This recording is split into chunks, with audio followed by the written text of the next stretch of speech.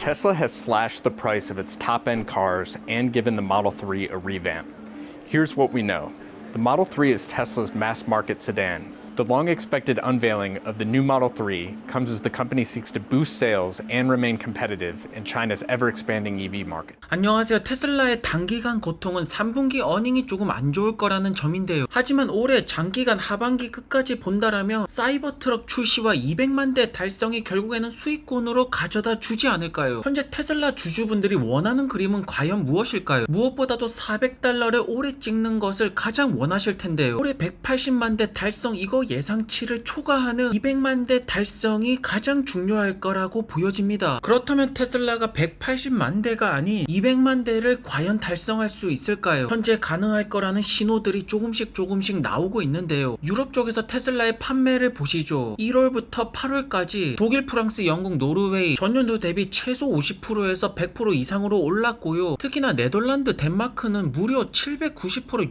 695%이 정도면 엄청난 상승이라고 볼 수가 있는데요. 현재 테슬라가 가격을 떨어뜨리는 만큼 물량 대수는 엄청나게 늘어나고 있습니다. 그렇다면 테슬라가 가격을 계속 떨어뜨리고 물량을 올리고 있고 타 전기차 기업들은 테슬라를 따라서 가격을 떨어뜨릴 수밖에 없는데요. 그렇다면 소비자 입장에서는 꿀일 수밖에 없죠. 전기차 가격이 전체적으로 떨어지니까 내연기관차를 구매하는 것이 아니라 전기차로 이동하면서 전기차 전환율을 올리는 것을 현재 일론 머스크 형이 노리고 있는 것이 아닐까요? 이러한 점을 종합해서 본다라면 올해 200만 대 달성은 점차 가까워지고 있지 않나요? 특히나 중국 쪽에서는 새로운 모델 3의 모습들도 계속해서 포착이 되고 있고요. 하지만 많은 주주분들이 기다리는 것은 25,000달러 전기차이고요. 여기서 새로운 물량이 대폭발을 일으키면서 결국 1000만 대까지 갈 수가 있다라는 점입니다. 하지만 전기차보다 더욱더 테슬라가 무서운 점이 현재 시장에서는 일론 머스크 형을 AI 리더로 보고 있는데요. 테슬라 쇼룸에 가시면 전기차 컴퓨터라는 단어가 눈에 띄고요. 카메라 같은 것들이 더욱더 중요해지겠죠. 테슬라의 소프트웨어는 계속해서 진화를 하고 있고요. 다른 전기차 제조업체는 외주라는 점에서 격차는 크게 벌어졌다라고 보는데요. 결국 최종적으로 테슬라는 페달과 핸들이 없는 전기차를 내놓는 것이고요. 저가형 전기차를 통해서 더욱더 많은 전기차를 파는 것인데요. 그렇기 때문에 첫째는 자율주행, 둘째는 25,000달러 전기차가 테슬라 향후 앞으로 주가에 가장 큰 영향을 미치지 않을까요? 하지만 현재 3분기 전망을 안 좋게 보는 만큼 테슬라의 내부자 매도는 조금씩 나온 상태인데요. 하지만 올해 200만 대를 달성한다라면 이 모든 것들을 역전시켜버리고 결국 $400를 찍을 수 있지 않을까요? 그리고 스위스 뱅크에서 애플이랑 GM을 매도하고 리비안과 루시드를 매수했다라고 하는데요. 사실 테슬라를 제외하고 지금 전기차 시장에서 버틸 수 있는 돈을 가진 기업이 리비안, 루시드 두 개의 기업밖에 없잖아요. 먼저 루시드부터 살펴보시죠.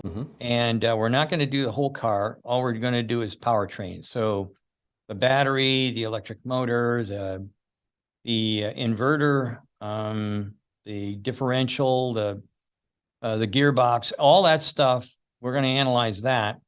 But I'll tell you that electric drive system, it's the only thing that I've seen that can beat Tesla.